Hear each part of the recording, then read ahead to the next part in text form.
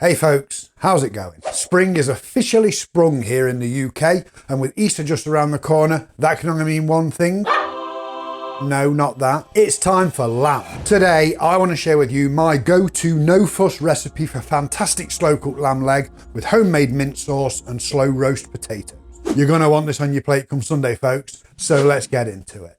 Today, I'm cooking this beautiful half leg. This is about 1 kilogram or 2 pounds. It's cut from the shank end, which has a good amount of fat and some connective tissue, so it's great for the low and slow roast we'll be doing today. I did test this recipe with a rolled breast as well, and it worked great. Pro tip, ask your butcher for an extra length of twine so you can season and re-roll it before you cook. To get started, I've let the meat come up to room temperature for an hour or so, and I'll just give it a light coating of oil and then season generously with a good pinch of salt.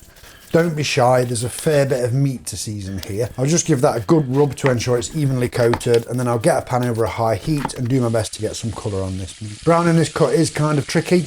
It's an odd shape and the bone means it's not especially flexible. There's no need to be overly worried about browning absolutely everything. Just ensure the pan is good and hot, apply some pressure and get the best contact you can to brown as much of the surface as possible. This looks good, so I'll just move that over to a plate while I get my roasting pan ready. I like to use a large oven-proof dish with a heavy lid for cooks of this length, but if you don't have one big enough, you can use a regular tin covered tightly with foil. Whichever you choose, make sure it's nice and deep, as quite a bit of fat is going to render out of this, and you really don't want it overflowing in the oven. Trust me. Before I do that, I'll quickly deglaze my pan with some red wine. Whatever you have handy is fine here. I happen to have this Malbec today. I'll just add a decent glass, maybe 250 ml or half a pint-ish, to my pan over high heat and scrape as needed to deglaze. Next, I'll just get my dish or pan ready and place the meat inside it. The leg we're interested in is on the right. Ignore the other piece, that's for a future video. To that, I'll add the wine, making sure to get any of the fond we deglaze from the pan, and then I'll grab a whole bulb of garlic. This is smoked garlic, which has a nice subtle smokiness alongside the sweetness of the roasted garlic itself, and I'll just chop that in half straight across the cloves. That goes into the pan along with a good bunch of rosemary, and I'll just make sure things are nicely distributed and the meat has some room to breathe. You'll often hear the advice to make small incisions in the meat and place thinly sliced garlic and rosemary sprigs into those, and while that does work, it's kind of a hassle, and in my opinion it doesn't make a huge difference to the flavour in the finished dish, so I say skip the extra work and just toss them in the dish from the start. Once that's all set up, on goes the lid, and then I'll just slide this onto the middle shelf of a low oven, 130C, 260F convection. I don't bother preheating it. We're cooking for 4 hours plus, so a few minutes either way for the preheat is neither here nor there. As far as the lamb goes, that's it. I'll set a timer for 4 hours and we'll just leave it alone to do its thing. Next up is our mint sauce. We want to get a head start on this to give it plenty of time to infuse, so for that I'll just grab a good handful, maybe 50 or 60 grams, a couple of ounces of fresh mint, and carefully pick the leaves, discarding any that look like something's been nibbling at them in the garden. Once I've picked those leaves off, I'll just bunch them up and then roughly mow through them until they're roughly chopped. Now personally, I wouldn't use a food processor for this, as it's super easy to go too far and end up with a mint mush. Just take a couple of minutes with your knife for minty perfection. I'll add that to a bowl and then add in 1.5 tablespoons of caster sugar. If you don't have caster sugar, granulated or really any refined sugar will work in a pinch, but caster will dissolve more readily and so means a bit less work. To that, I'll add about 6 tablespoons of boiling water, just enough to barely cover the mint, and I'll give everything a good stir, then I'll set that aside for about 10 minutes to infuse. 10 minutes later, that should be infused and cooled, so it's time to go in with some vinegar.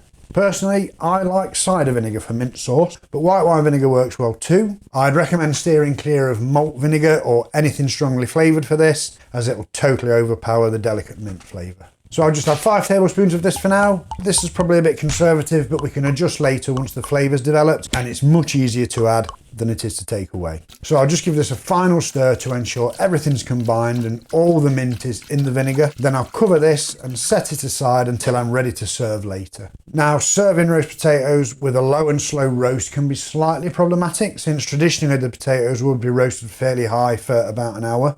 Obviously, if you have 2 ovens or an air fryer, then you could go with cooking the potatoes separately in the traditional manner and it's no problem. I think that's kind of wasteful though, when we already have an oven on the go. And since cooking generally is just a function of both temperature and time, we can adjust one to fit the other. So in this case, our temperature is set lower than usual, so we can compensate by increasing the time. Now there's no hard and fast rule for this, but I find that at this temperature, a 2-hour cook yields perfect roast potatoes. I'm just using these red potatoes today. Maris Piper, King Edwards, Russets would work well too. And I'll start prepping them about an hour and a half after the lamb went into the oven.